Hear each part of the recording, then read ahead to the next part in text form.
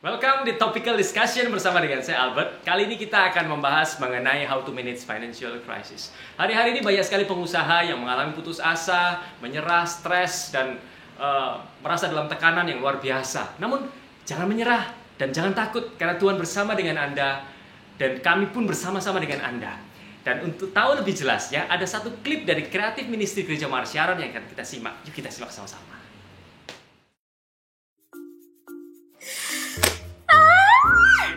Ngelundasku metune akeh ora ana penggawean. Golek duit jaman ngene iki swara. Kabeh ibu-ibu alih profesi dadi master chef. Lah piye? Pancen iki sing iso dilakoni jaman saiki. Halo? Halo, ini dengan donor panganan ya? Nggih. Saya dengan Ibu Dwi. Saya mau tanya, itu ayamnya ayam kampung atau ayam Holland? Oh, ayam Holland, Bu. Ayam Holland, Bu. Oh, sambalnya sambal pakai apa? Sambal korek, Bu. Dijamin mantap. Bisa kurang nggak? Harganya sudah pas, Bu. Sudah murah itu.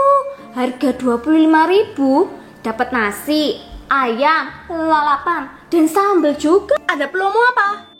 Ada free ongkir, tapi minimalnya 150.000. Walah, orang sepi gini loh. Mau ya diflikan ongkilnya. Ibu mau beli berapa? Ya cuma satu. Udah. Diflikan aja ya ongkilnya. Biasanya langganan gitu loh. Duh, Bu. Kalau cuma beli satu, Mbok ya jangan, Bu. Sepurane nggih. Maaf. Kalau beli satu, free ongkir. Ya wes. Saya Oke bisa deh. rugi. Tapi saya Bu. punya spesifik ya. Sambalnya Sudah, Bu. belum. Tadi kan makanannya. Sekarang saya nganternya. Wong edan. Coba diulang.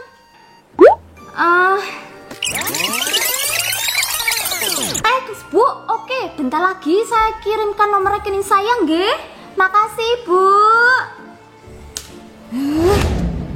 Pesen mek siji, berarti gak sepiro ruwet sisan. Ya Gusti, wangel entuk customer. Pisan entuk modelane koyo ngene. Coba napa maneh iki?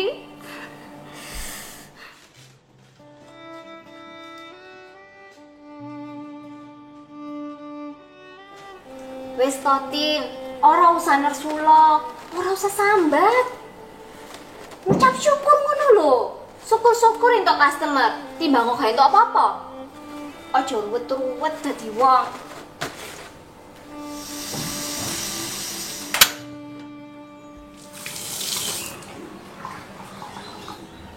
Walah, 6 kali miss call. Aduh, hati, moro wongi komplain. Halo Ibu Dwi, maaf, tadi saya di dapur. Halo, makanannya enak. Jadi saya rekomendasikan ke ipal saya. Tapi saya warning ya. Dia ini orangnya lebih cerewet dan lebih luwet daripada saya. Coba sampean telepon dia lagi deh. Nggih, nanti saya telepon balik nggih. Matur nuwun, Bu. Sik ono ta uang sing luwih ruwet ketimbang awakmu, Bu? Duh, telepon gak yo? Tiwas ruwet pesen mek siji, tiwas lambe muru-muru jelasno. Bati gak sepiro. Duh, nasib tutulan panganan. Ya wis lah, dijalani sik. Halo Bu, saya dari Dodolan Panganan. Ada yang bisa saya bantu? Halo? Oh maaf Bapak, saya pikir Ibu. Oh, saya mau pesen buat besok 100 kotak, bisa?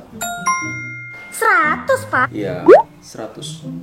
Besok saya mau bagi-bagi ke panti asuhan. Saya dapat referensi dari kakak saya, Mbak Dwi. Bilangnya ayam sampen tuh enak. Nje, bisa banget Pak. Ada permintaan khusus? Saya cuma minta diantar aja, bisa? Ke 100 alamat Pak. Oh, enggak.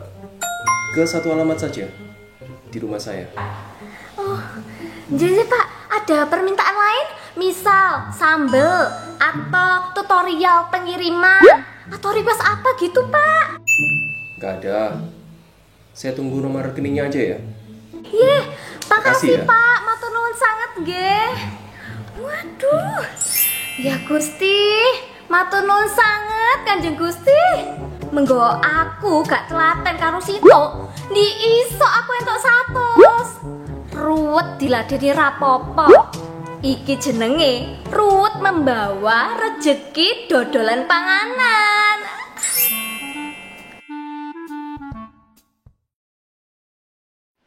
Shalom, berjumpa kembali dengan kami di Topical Discussion. Hari ini bersama Tel Adrian dan Bu Leli. Hari ini hari yang sangat spesial sekali karena kita akan mendengarkan kesaksian dari Coach Eric dan Vera. Di mana Coach Eric dan Vera akan menyaksikan bagaimana Tuhan melakukan sebuah langkah yang luar biasa. Mereka melakukan pengembangan bisnis tanpa mengambil sebuah pilihan hutang. Hari-hari ini, hari-hari pandemi, banyak orang yang beralih di bisnis kuliner. Dan mereka juga bergerak di bisnis kuliner. Dan Tuhan melakukan pengembangan yang luar biasa. Anda yang sedang bergerak di bisnis kuliner, mungkin Anda bisa simak kesaksian dari Coach Eric dan Vera. Silakan Coach Eric. Terima kasih. Saya adalah Eric dan kami adalah punya restoran. Dan restoran kami sudah bergerak di bidang ini selama 3 generasi. Kebetulan pada waktu itu di keluarga kami mendapatkan musibah. Musibah ini bencana alam yang menyebabkan kami kehilangan usaha kami. Dan kami dari situ kami frustasi, kami berusaha untuk tenang, kami berusaha untuk menyadari bahwa semuanya ini adalah Tuhan sangat baik. Dan setelah itu ketika kami mencoba untuk bangkit kembali, ada salah satu mall itu yang butuh tenan dan kami masuk dengan, karena saya juga butuh tempat, mall juga butuh tenan, jadi kami masuk. Lah, pertanyaannya adalah uangnya dari mana? Nah, kami berusaha dari dulu itu, Papa selalu ngajarin saya bahwa uang itu selalu ditabung sedikit demi sedikit. Dari karena sedikit demi sedikit itu, kami berusaha dengan modal kami yang sangat sedikit itu untuk kami bisa buka. Ya, kebetulan juga ketika mall-mall itu membutuhkan kami juga mendapatkan bantuan. Nah, di sini ada favor daripada Tuhan. Dan saya percaya jika kita berpada sama Tuhan, kita benar-benar fokus sama Tuhan, Tuhan pasti membukakan jalan sama bagi kita semuanya. Apapun situasi itu, saya percaya Tuhan itu pasti membantu kita. Amin. Luar biasa sekali kesaksian dari Pak Eric ya. Jadi dulu waktu bencana itu justru menjadi sebuah jalan buat Tuhan lakukan pengembangan dalam bisnis Pak Eric ya. Betul seperti itu ya. Ada blessing in disguise. Luar biasa sekali. Luar biasa sekali. Kita akan langsung masuk ke sesi tanya jawab bersama dengan Pak Adrian. Pertanyaan pertama untuk Pak Adrian. Apakah boleh seorang pengusaha dalam memulai sebuah usahanya Pak Adrian memulai usahanya dengan berhutang Pak Adrian? Bagi saya, seperti contohnya dari Coach Eric tadi, kalau memulai tanpa hutang itu akan sangat membantu, apalagi kalau dalam kondisi krisis seperti ini. Saya percaya kalau memulainya dari hutang itu akan memberatkan kalau kondisinya sedang lagi krisis. Jadi saya selalu mengajak orang untuk memulai dari apa yang Tuhan sudah berikan. Di Lukas 14 ayat 28 dikatakan, sebab siapakah di antara kamu yang kalau mau mendirikan sebuah menara, tidak duduk dahulu, membuat anggaran biayanya, kalau-kalau cukup uangnya untuk menyelesaikan pekerjaan itu. Mau bangun bisnis apapun, kita harus buat anggaran. Dan ada kata-kata cukup. Anggaran dan cukup itu merupakan dasar dari apapun yang kita harus lakukan. Berarti kalau Anda nggak punya uang ya jangan melakukan apapun pengembangannya. Kita harus menghitung dahulu. Anggaran itu berarti menghitung dahulu. Dari awal kita harus punya proyeksi apa yang harus dilakukan ke depan, dan itu yang sudah Tuhan berikan kepada kita, itu yang kita pakai. Di Alkitab dikatakan bahwa orang-orang itu dipakai Tuhan tidak pernah selalu mencari dahulu bahan apa, tetapi selalu Tuhan memulainya dari apapun yang mereka punya. Contohnya misalnya Yakub. Yakub itu diberkati Tuhan, dia membangun bisnisnya itu dari dia membawa tongkat. Dia tidak mempunyai bahan apapun. Kalau perlu, memang tidak punya modal, ya bekerja dahulu kepada orang lain, misalnya Yakub. Dia mengumpulkan modalnya dari bekerja kepada orang lain, sampai pada suatu saat mereka mempunyai modal, bahkan menjadi pemilik dari perusahaan itu. Saya percaya banyak di antara kita yang mengalami hal tersebut. Beberapa di antara pemimpin kami pun mengalami karunia tersebut. Startnya bukan dari pemilik, startnya dia bekerja kepada orang lain, dan dari sana modalnya dikumpulkan. Bahkan mujizatnya misalnya dia mendapatkan saham kosong. Seseorang itu bisa datang masuk ke dalam suatu bisnis dengan membawa keahlian, membawa pengetahuan, membawa ide, yang itu bisa didapat dari Tuhan. Saya percaya kita tinggal berdoa, kalau kita mendapatkan keahlian ataupun ide yang dari Tuhan, nanti munculnya modalnya itu dari bekerja yang ngumpulin sedikit demi sedikit itu. Seperti yang dialami oleh Yakub, saya percaya kok kita juga bisa mengalami apa yang dialami oleh Yakub. Jadi jangan pernah mengambil jalan pintas seperti yang dunia mau kita lakukan. Kalau mau memulai sesuatu harus punya uang dan bahkan minjam hutang. Itu nantinya ujung-ujungnya long termnya akan merugikan bagi kita. Mungkin itu jawaban saya. Luar biasa sekali. Jadi bukan tidak mungkin memulai usaha tanpa hutang. Jadi kita memiliki Tuhan yang luar biasa. Kita bisa berdoa, kita bisa datang pada pemimpin kita untuk minta nasihatnya. Seperti yang Pak Adrian katakan tadi. Dan saya yakin apa yang terjadi pada Erik juga akan terjadi pada Anda sekalian. Pertanyaan yang kedua adalah, bagaimana kriteria hutang yang masih boleh dilakukan sesuai dengan firman Tuhan? Jadi masih ada hutang yang boleh gitu Pak Adrian ya? Ya mungkin bagi saya itu bukan, saya tetap, kami itu tidak pernah memberikan rekomendasi bagi siapapun untuk berhutang.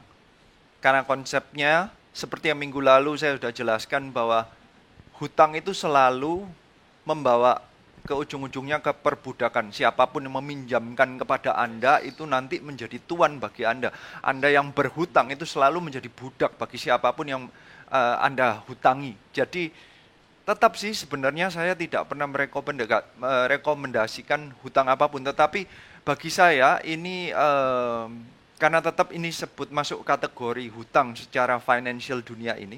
Bagi saya ini cara membayarnya saja. Jadi ada beberapa point of view saya yang saya anggap masih masuk akal, itu adalah cara membayar. Sebenarnya kita mampu membayarnya cuman demi convenience atau sesuatu yang lebih mudah kita pakai cara itu. Misalnya, itu yang memakai credit card. Sebenarnya kita punya uangnya, tetapi kita cuman membawa kartu aja untuk bayar di suatu tempat transaksi, tapi di akhirnya kita bukan pakai cicilan minimum atau gimana, tetapi langsung kita bayar total. Berarti itu termasuk hutang ya, tapi kan cara membayar, bukan hutang yang berarti tidak memakai bunganya, kita tidak tercharge bunganya.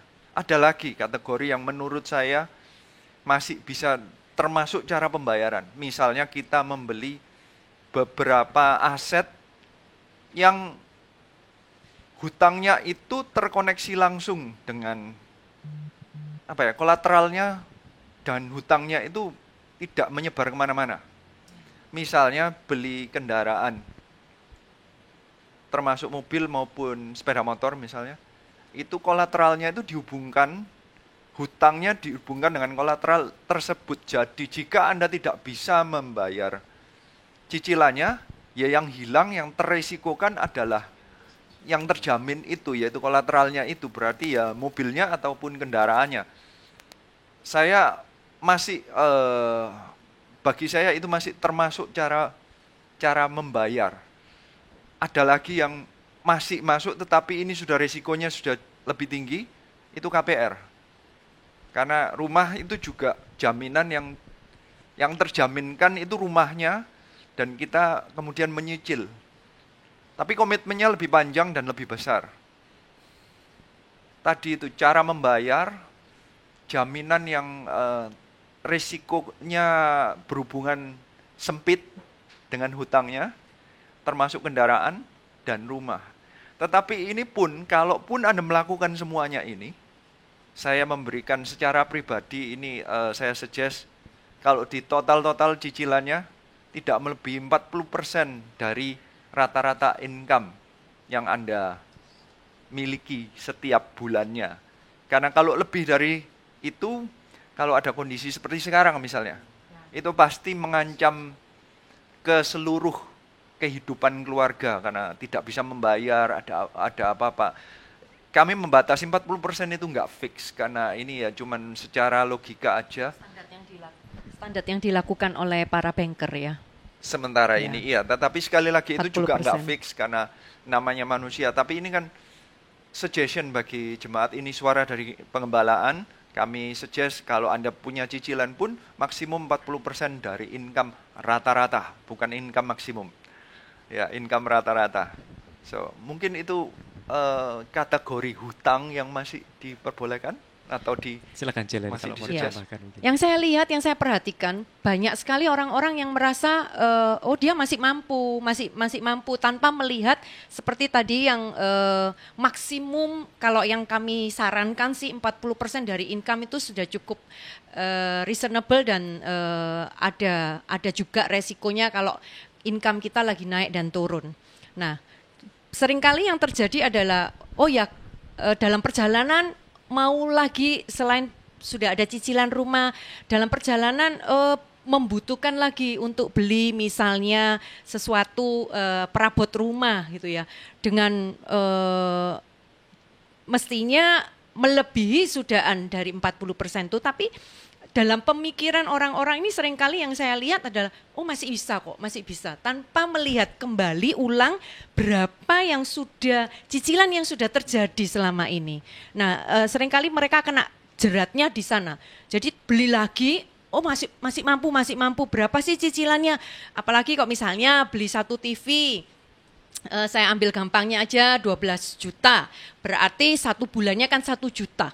Nah, kalau 1 juta sih kalau saya hitung dengan bonus, nanti ada THR dengan sebagainya. Nah, itu dikaitkannya seperti itu. Padahal bonus yang diberikan di perusahaan juga belum tentu terjadi. Tapi seringkali mereka terjerat karena keinginan itu, ambisinya untuk hidupnya lebih mewah atau lebih nyaman lagi. Nah, dengan tidak sengaja mereka tuh melakukan hal-hal yang seperti itu. Nah, itu yang harus jadi perhatian sih menurut saya bagi orang-orang yang mau masuk lebih dalam lagi untuk berhutang. Terima kasih jawabannya, Celeli.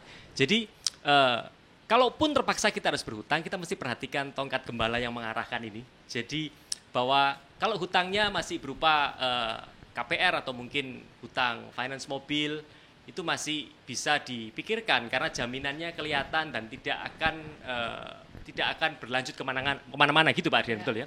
Dan yang enggak kalah pentingnya Anda harus perhatikan bahwa cicilannya paling enggak 40% dari penghasilan. Kalau bisa lebih kecil dari itu cicilannya malah lebih bagus lagi. Jadi ini amannya Pak Adrian ya, Celeni ya. Lebih sehat ya. Oke, kita langsung lanjut ke pertanyaan yang ketiga.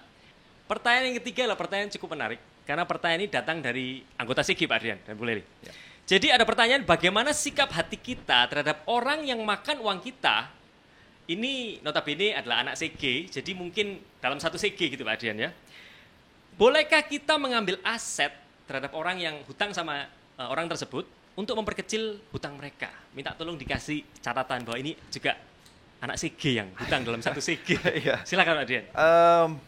Saya nggak ngerti apa bentuk transaksinya karena ini tidak jelas. Ini makan uang itu kan macam-macam ya. Maksudnya apakah ini transaksi biasa atau meminjamkan uang? Makanya kalau di CG kami sih tidak pernah suggest dan bahkan ada larangan untuk tidak saling pinjam-meminjam untuk menghindari hal-hal yang seperti ini. Karena ini sudah masuk ke ranah hukum kalau menurut saya. Kalau ini transaksi misalnya jual dan beli, orang itu beli barang Anda tidak bayar. Tapi tiba-tiba bolehkah kita mengambil aset? Kalau menurut saya kalau jual beli, apakah mungkin ya secara hukum kita langsung ngambil aset? Kayak setahu saya kok nggak bisa ya. Ya, ada aturannya. Jadi tergantung ini bentuknya apa. Jadi kita nggak bisa ngambil kesimpulan aja orang ini makan uang saya sehingga saya bisa ngambil asetnya. Kayaknya kok nggak bisa. Ini bukan hanya masalah rohani, tetapi ini masalah hukumnya. Apa emangnya bisa? Bentuk transaksinya dan perjanjiannya apa? Kalau memang Anda bisa ngambil aset, berarti Anda itu financial institution yang bisa megang asetnya seseorang kayaknya, atau Penggadaian perjanjiannya berarti ya. apa? Penggadaian. Atau Anda Ya, penggadaian, kalau atau memang Anda mungkin Anda punya- koperasi yang memang Ya, koperasi, Anda sudah penggadaian. ngambil asetnya seseorang. Kalau memang itu bentuk transaksinya, kalau menurut saya ya sah-sah aja, sesuai hukum. Kalau secara Alkitab ya yang menjadi milik negara berikan kepada milik Kaisar, berikan kepada Kaisar, milik Tuhan berikan kepada Tuhan. Artinya kalau sesuai hukum dan itu memang ada di kontraknya, Anda bisa mengambil asetnya untuk mengurangi pokok hutangnya, ya enggak apa-apa. Tetapi jika ini di luarnya, ya kita nggak bisa melakukannya. Kita harus secara profesional.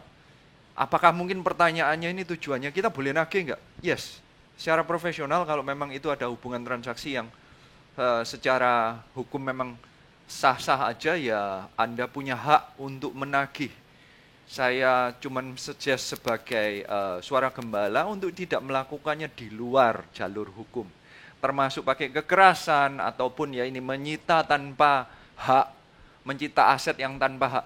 Jika Anda sudah melakukan dengan segala jalur hukum tidak bisa, tentunya kita berdoa dan itu dia mendapatkan berkat dan akhirnya dia bisa membayar. Jika memang tetap tidak bisa dan akhirnya dia menawarkan asetnya, apakah kita terima atau tidak? Ya kalau dia yang menawarkan, ya saya tetap suggest ya diterima aja karena secara profesional dan memang itu hak Anda tanpa Anda melakukannya di luar hukum. Tentunya kami tetap suggest untuk menerimanya. Jadi makanya kami ini selalu berkata transaksi di dalam berbisnis di dalam CG, jangan sampai asumsi kalau sesama anggota CG atau sesama Kristen berarti tidak perlu ada Jalur hukum yang sah gitu ya. ya, maksudnya itu harus ada yang tertulis dan transaksi yang jelas. Entah menjadi partner dalam bisnis ataupun jual beli, semuanya itu harus bukan hanya dalam tanda kutip dasar percaya. Ya sudah ya, kamu kirimin barangnya tanpa ada administrasi sama sekali, nanti ujung-ujungnya ada yang kecewa, malah ujung-ujungnya nanti hubungan antar anggota CG atau sesama orang Kristen nantinya akan menjadi kacau. Jadi menurut saya tetap kalau Anda mau berbisnis apalagi antar anggota CG ataupun sesama orang Kristen, tetap ingat administratifnya, ingat secara hukumnya, semua harus ada MOU-nya yang tertulis, jadi semuanya yang terjadi biar jelas. Jadi kalau sampai ada yang melewati jalur hukum, cara menegur ataupun cara berbicaranya itu semua jelas, tidak ada saling menuduh. Lu itu kan kamu yang janji begini, tidak ada kayak begitu. Kami tetap suggest. Kami sih rindunya sih kalau memang kita bisa berbisnis, kita saling memberkati ya sesama ya. Tetapi tetap dalam berbisnis pun harus semua ada aturan main yang jelas, yang tertulis ya. Jadi nantinya kedepannya akan mengurangi hal-hal yang seperti ini. Terima kasih. Celeli mau tambahkan Ya, mungkin? seringkali saya lihat itu banyak sekali orang-orang yang memakai kedok agama. Kalau ini agamanya satu gereja dengan saya, apalagi satu CG, sudah wis main percaya aja, nggak perlu ada secara hukum atau tertulis apapun gitu loh. Ya cuman berdasarkan friendship saja, berdasarkan kepercayaan saja, tanpa melakukan dengan jalur hukum yang seharusnya dilakukan kalau memang Anda mau berbisnis bareng ya, seperti yang Pak Adrian tadi sarankan, harus dengan hukum yang jelas. Saya mau tambahin lagi, kalau misalnya benar-benar sudah dilakukan semuanya sebaik-baiknya dan tetap tidak bisa membayar, saya itu tetap ya ujung-ujungnya Anda harus berharap kepada Tuhan. Apakah harta apapun yang Anda kehilangan melalui satu transaksi ini atau hubungan bisnis ini menghancurkan kehidupan Anda, biarlah itu yang Anda bisa lepaskan, bahwa Anda harus percaya, beriman bahwa Tuhan pun bisa memberkati bukan hanya dari satu transaksi ini. Anda hancur atau tidaknya kehidupan Anda bukan karena satu hal ini. Jadi jangan pernah menyalahkan orang itu bahwa hidup saya hancur gara-gara orang itu. Lebih baik kita beriman kepada Tuhan bahwa Tuhan tetap bisa memberkati melalui jalur yang lain, melalui deal yang lain, melalui transaksi yang lain. Jadi apakah yang harus kita doakan hanyalah bagaimana caranya orang itu membalikan? Sebenarnya enggak, karena Tuhan bisa bukakan jalur yang lain dan Tuhan bisa kasih berkat lewat cara yang lain. Luar biasa sekali untuk jawabannya. Pertanyaan yang keempat Pak Adrian. Ini pertanyaan yang cukup praktis ditanyakan. Bagaimana menghadapi debt collector Pak Adrian ketika datang menagih dengan ancaman ke rumah ini? Saya yakin ini pertanyaan ini datang dari orang yang ngalami langsung Pak Adrian. Silakan Pak Adrian. Iya.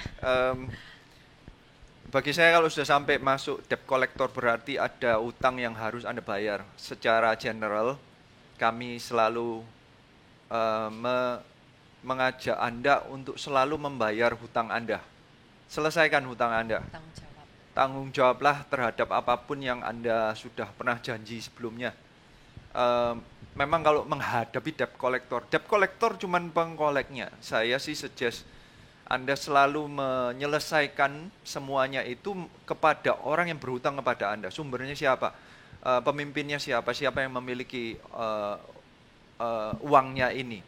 Saya selalu suggest kalau mau menyelesaikan, untuk mengurangi tekanan-tekanan yang secara kekerasan, yang debt collector, yang ancaman-ancaman ini, lebih baik langsung berhubungan dengan orang yang punya uangnya, untuk menunjukkan niat baik Anda, bahwa Anda tidak mungkin, entah itu instansi atau orangnya atau gimana, Anda tunjukkan bahwa niat Anda tidak akan lari, Anda akan bayar dengan segala caranya. Mungkin dengan nyicil sedikit-sedikit, ini salah satu caranya. Dan menunjukkan niat baiknya. Ini bagi saya ini salah satu caranya ya. Dan tentunya berdoa bahwa tidak ada hal-hal yang di luar hukum terjadi atas Anda dan keluarga Anda. Tentunya itu. Saya berdoa sih ini tidak ada yang mengalami hal ini sih ujung-ujungnya. Ya, jadi jangan sampai kita menghindar, justru kalau misalnya ada telepon, tagihan dan sebagainya, menghindar gitu. Kalau justru menghindar makin dikejar Anda. Jadi bertanggung jawablah seperti yang Pak Adrian tadi katakan. Ya, luar biasa sekali. Terima kasih buat jawaban-jawaban dari Pak Adrian. Jeleli juga kesaksian dari Coach Eric dan Vera. Saya yakin bahwa hari ini kita menerima sesuatu yang luar biasa, bahwa memang betul bahwa tidak harus dengan hutang kita mengembangkan atau memulai sebuah usaha, dan ada pedoman-pedoman praktis dari Pak Adrian juga. Kami yakin bahwa Roh Kudus akan menyempurnakan setiap hal yang Anda terima dalam hati Anda dan Anda mau lakukan. Untuk menutup sesi tanya jawab kita mau doa sama-sama. Kita akan didoakan oleh Pak Adrian khusus buat bisnismen yang ada di rumah. Mari Pak Adrian, silakan. Ayo mari kita angkat tangan kita akan berdoa ya. Tuhan, saat ini kami percaya bahwa ujung-ujungnya berkat itu datangnya daripada Engkau. Kami berdoa saat ini juga bagi setiap orang yang sedang mengalami masalah finansial, ada financial crisis dalam kehidupannya. Kami berdoa, bukan hikmat manusia yang bisa menyelesaikannya, tetapi berkat daripada Tuhan dan mujizat daripada Tuhan. Saat ini kami berdoa Tuhan, siapapun yang sedang mengalami masalah hutang, ataupun masalah omsetnya lagi turun, lagi terjepit lagi di kondisi sekarang ini sedang menekan mereka, kami berdoa ada benar-benar mujizat dari Tuhan. Di dalam nama Tuhan Yesus Kristus, kami berdoa ada kekuatan daripada Tuhan untuk mereka tetap beriman kepada Tuhan, bahwa jalurnya tidak hanya dengan kekuatan manusia, tetapi ada jalur yang daripada Tuhan. Tuhan nanti bukakan pintu-pintu yang lain yang tidak bisa dilihat dari sisi manusia, tetapi Tuhan yang membukakan. Dan kami percaya Tuhan itu setia. Di masa apapun, biarlah iman dari setiap orang yang sedang mengalami financial crisis tidak pernah akan terhilang. Mereka akan selalu beriman dan tidak pernah goyah, apalagi di masa-masa ini. Biar ujung-ujungnya nama Tuhan dipermuliakan. Ada berkat-Mu, ada perlindungan-Mu. Setiap orang yang sedang mengalami krisis ini, semuanya bisa keluar dengan kekuatannya, imannya tetap utuh, dan bisnisnya juga bahkan bukan hanya utuh tetapi makin kuat dan makin dimultiplikasi di masa-masa yang ke depan. Terima kasih Tuhan, biarlah berkat-Mu yang menyertai setiap orang yang percaya kepada Tuhan. Hanya di dalam nama Tuhan Yesus Kristus. Semua yang percaya katakan amin. Terima kasih. Buat Anda sekalian yang mendengarkan, yang punya pertanyaan-pertanyaan yang mau disampaikan, Anda bisa langsung ke link s.id/Adrian Sarwono. Pertanyaan Anda akan dikumpulkan dan dijawab pada minggu-minggu mendatang. Dan kita mau tutup, kita mau kasih salam kita pada hitungan ketiga. 1, 2, 3. We love you 5,000. God bless you.